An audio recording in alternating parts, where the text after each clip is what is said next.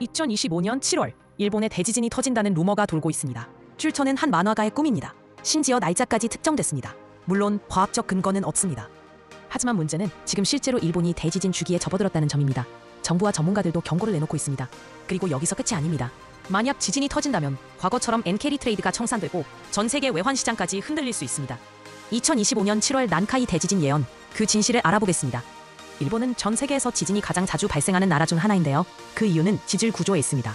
일본은 유라시아판, 북미판, 태평양판, 필리핀 해판이 만나는 지점에 위치합니다. 이 판들이 부딪히는 경계엔 쿠릴 해구, 일본 해구, 사가미 트로프, 난카이 트로프가 있습니다. 이런 곳에서는 해양판이 대륙판 아래로 밀려 들어가며 강한 마찰이 생깁니다. 압력이 쌓이다가 한순간에 터지며 큰 지진이 발생하죠. 그래서 이런 지역에서는 주기적으로 초대형 지진이 일어납니다. 지금 가장 위험한 곳은 난카이 트로프입니다. 우선 쿠릴 해구는 인구가 적어 위험도가 낮고요.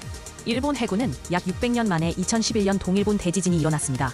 사가미 트로프는 200년의 주기를 가지고 1923년 관동 대지진이 발생했죠. 이 두 지역은 주기를 고려하면 당장 다시 발생할 가능성은 낮습니다. 반면 난카이 트로프는 90에서 150년 주기로 반복되며 마지막 대지진은 1944년이었습니다. 지금은 82년이 지났습니다. 주기로 보면 이제 다시 지진이 일어날 수 있는 시점에 접어들었다는 의미입니다. 게다가 이 지역은 인구가 밀집해 있고 후지산 둔화 가능성까지 겹쳐 가장 위험한 지역으로 꼽힙니다. 실제 상황도 심상치 않습니다. 2024년 난카이 트로프 인근에서 큐슈 지진이 발생한 뒤 정부는 난카이 대지진 발생 가능성이 기존보다 3배 높아졌다고 발표했습니다.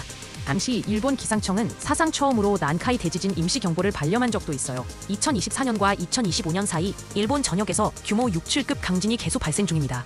2025년 들어 일본 정부는 30년 내 난카이 대지진 확률을 70, 80%에서 80% 이상으로 상향 조정했습니다.